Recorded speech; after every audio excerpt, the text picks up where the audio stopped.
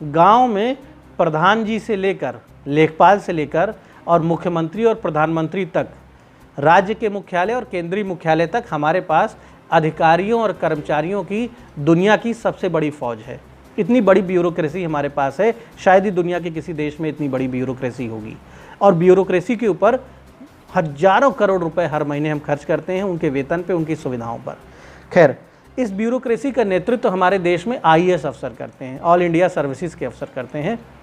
ये खबर इसलिए महत्वपूर्ण है क्योंकि अगर आप कोरोना के दूसरे लहर में जो समस्याएं आई, जो विफलता पूरे देश ने देखी, उसका विश्लेषण करें तो आप ये पाएंगे कि देश ने ये समस्या इसलिए झेली क्योंकि जो विभागों के मुखिया थे, स्वास्थ्य विभाग के जो मुखिया थे, आपदा नियंत्रण विभागों के जो मुखिया थे, उन्होंने अपना धर्म, अपनी ड्यूटी ठीक से नहीं निभाई, वो नाकाम रहे। एक दृश्य ऐसा सामने आता है कि आपको लगेगा कि क्या बीजेपी सरकार अपने ही अफसरों से परेशान है, अपने अधिकारियों से परेशान है, उन विशेषज्ञों, उन लोगों से परेशान है जिनकी सुविधाओं पर सरकार भारी भरकम बजट खर्च करती है। क्या बीजेपी को फेल करने में बहुत से अधिकारी जुटे हुए हैं, यहाँ से लेकर दिल्ली से लेकर लखनऊ तक? ये खबर, ये बात इसलिए यहाँ पर स्टैंड करती है, इसलिए ये तर्क यहाँ पे बनता है क्योंकि ऐसे बहुत से विषय हमें पिछले 2 महीने में देखने को मिले हैं। अस्पतालों में ऑक्सीजन नहीं, कर्मचारियों की कमी, स्टाफ की कमी, डॉक्टरों की कमी। खैर, ये तो पुरानी बात हो गई। अब एक नई बात आपको हम बताने जा रहे हैं जिससे अफसरों की लापरवाही, अफसरों की संवेदनहीनता आपके सामने आएगी। हालांकि बहुत से अफसर अच्छा काम भी कर रहे हैं, बहुत से इसके अफसर ऐसे हैं जिन पर पूरे देश को गर्व भी है, लेकिन हम सभी अधिकारियों को दोषी नहीं ठहरा रहे। लेकिन वो लोग जो बड़े पदों पे हैं, जिम्मेदार पदों पर हैं और अपनी ड्यूटी ठीक से नहीं कर रहे हैं, उनकी वजह से कितनी प्रॉब्लम्स आ रही हैं, आप इसके बारे में सोचिए। उत्तर प्रदेश की सरकार ने अस्पतालों में स्वास्थ्य कर्मियों, डॉक्टरों, कर्मचारियों, नर्सेज की, वार्ड बॉय की कमी को देखते हुए बीते 14 फरवरी को एनएचएम के तहत एक बड़ी परीक्षा आयोजित करी। उस परीक्षा में तमाम परीक्षार्थी बैठे हजारों की संख्या में। 4100 पदों के लिए ये परीक्षा हुई। उत्तर प्रदेश के अस्पतालों में, वैसे तो पूरे देश के अस्पतालों में डॉक्टरों और कर्मचारियों की कमी है। हमारे देश में जनसंख्या के अनुपात में डॉक्टरों और कर्मचारियों की बहुत बड़ी कमी है। WHO के अगर मानकों पर हम जाएंगे तो हम पाएंगे कि हमारे देश में ज़रूरत के मुताबिक, कहा जाता है कि हमारे देश की आबादी लगभग 135 करोड़, 136 करोड़ या 130 करोड़ से ज़्यादा है, लेकिन हमारी जो पॉपुलेशन है उसकी ज़रूरतों के हिसाब से हमारे पास डॉक्टर और हेल्थ वर्कर्स आधे से भी कम उपलब्ध हैं। तो जिस परीक्षा की हम यहाँ पे चर्चा कर रहे थे, परीक्षा हुई लखनऊ में और केंद्रों पर भी हुई, और 4100 पदों के लिए, स्वास्थ्य कर्मियों के 4100 पदों के लिए ये परीक्षा हुई। परीक्षा सकुशल संपन्न हो गई। नियमों के तहत 1 महीने के अंदर इसका रिजल्ट घोषित कर देना चाहिए था और जो लोग चयनित हुए उन्हें अस्पतालों में ड्यूटी के लिए नियुक्ति पत्र देकर, संविदा पे हालांकि ये पद थे, संविदा के जो कॉन्ट्रैक्ट लेटर होते हैं, कॉन्ट्रैक्ट लेटर देकर, संविदा पत्र देकर उन्हें अस्पतालों की ड्यूटी में भेज देना था। लेकिन एनएचएम के एमडी, एनएचएम के डायरेक्टर और स्वास्थ्य विभाग के, चिकित्सा शिक्षा विभाग के जो प्रमुख सचिव हैं, जो बड़े अधिकारी हैं, उनकी लापरवाही का आलम यह है, जो परीक्षा हुई है उसके रिज़ल्ट अभी तक जारी नहीं किए गए हैं और ये 4100 लोग इंतज़ार कर रहे हैं कि आप तुरंत हमें आदेश दीजिए, मौका दीजिए और हम अस्पतालों में जाएं, ड्यूटी करें। इतना ही नहीं, इन्होंने पत्र भी लिखे हैं सरकार को। भारतीय फार्मासिस्ट एसोसिएशन ने सरकार को पत्र लिखा कि साहब, आप परीक्षा करा के भूल गए हैं, आपके अधिकारी भूल गए हैं, लेकिन हम लोग तैयार बैठे हैं। संकट की घड़ी है, अस्पतालों में स्टाफ कम है, स्वास्थ्यकर्मी कम है, आप तुरंत ऑर्डर जारी करिए और जो लोग भी चयनित हुए हैं आपकी परीक्षा में, जिन्हें भी आप चयनित घोषित करिए, सफल घोषित करिए, उन्हें अस्पताल में भेजिए। लेकिन अधिकारी नहीं भेज रहे हैं, जबकि स्वास्थ्य कर्मियों की कमी है। इस मुद्दे पर हमारे साथ फोन लाइन के जरिए शशि भूषण सिंह जुड़े हुए हैं। शशि भूषण सिंह अखिल भारतीय फार्मासिस्ट एसोसिएशन के राष्ट्रीय अध्यक्ष हैं। इनके संगठन में हजारों ट्रेंड फार्मासिस्ट हैं जो कि एक बड़े महत्वपूर्ण हेल्थ वर्कर होते हैं।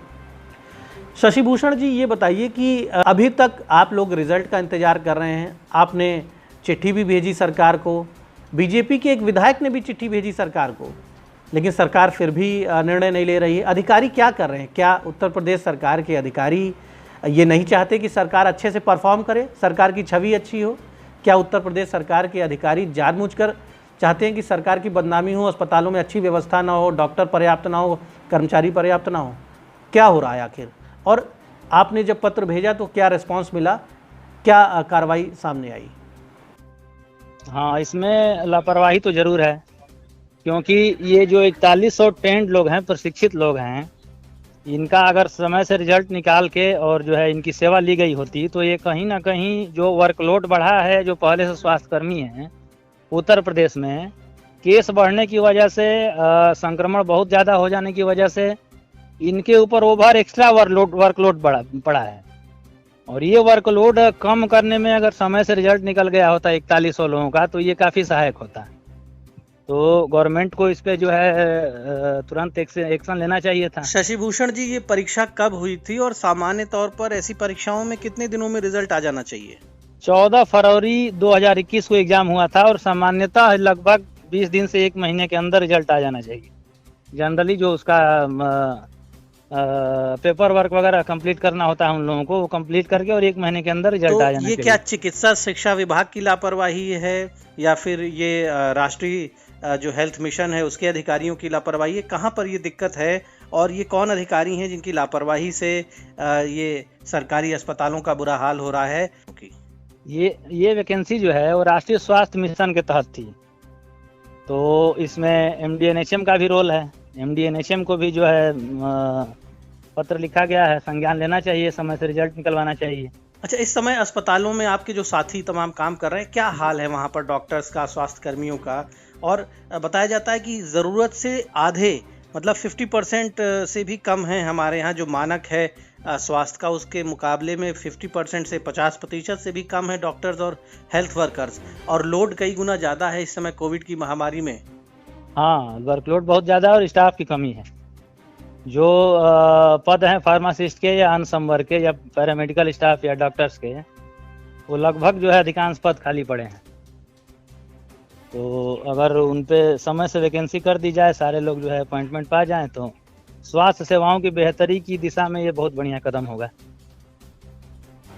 तो आपने शशि भूषण सिंह को सुना, वो बता रहे हैं कि 4100 हेल्थ वर्कर्स तैयार बैठे हैं, अपॉइंटमेंट का प्रोसेस बीच में रुका हुआ है, परीक्षा हो चुकी है। सरकार चाहे, अधिकारी चाहें, NHM के MD चाहें तो तुरंत रिज़ल्ट घोषित कर सकते हैं और रिज़ल्ट घोषित करके उन्हें अस्पतालों में मरीजों की सेवा के लिए, कोविड पेशेंट्स की सेवा के लिए तैनात कर सकते हैं। मुख्यमंत्री जी हर जनपद में भ्रमण कर रहे हैं, दौड़ रहे हैं, अस्पतालों को बेहतर बनाने की बात कर रहे हैं। तो ये निर्णय ले लें। कोरोना की खतरनाक लहर चल रही जिसमें हज़ारों लोग प्रतिदिन मर रहे हैं और अब तीसरी लहर आने वाली है, तीसरी लहर आने वाली है जो कि बच्चों के लिए भी खतरनाक बताई जा रही है। तो ऐसे में ज़रूरी है कि अस्पताल हर तरह से मजबूत हों, वहाँ पर स्टाफ की कमी ना हो, और ये 4100 लोग इंतज़ार कर रहे हैं ड्यूटी करने का। हमने इस मामले में उत्तर प्रदेश के स्वास्थ्य मंत्री से संपर्क करने का प्रयास किया, हमने चिकित्सा शिक्षा मंत्री से संपर्क करने का प्रयास किया और हमने NHM के MD से भी संपर्क करने का प्रयास किया, हमने प्रमुख सचिव आलोक कुमार से भी संपर्क करने का प्रयास किया, लेकिन सरकार के इन जिम्मेदार लोगों ने इस विषय पर कुछ भी कहना उचित नहीं समझा। कुछ लोगों ने तो फ़ोन भी नहीं उठाया। तो ये स्थिति है। हम उम्मीद करते हैं कि इस स्थिति में सुधार होगा और जिस तरह से मुख्यमंत्री योगी आदित्यनाथ मेहनत कर रहे हैं, हर जनपद में जा रहे हैं, उनकी मेहनत सफल हो और सिस्टम हमारा सक्रिय हो।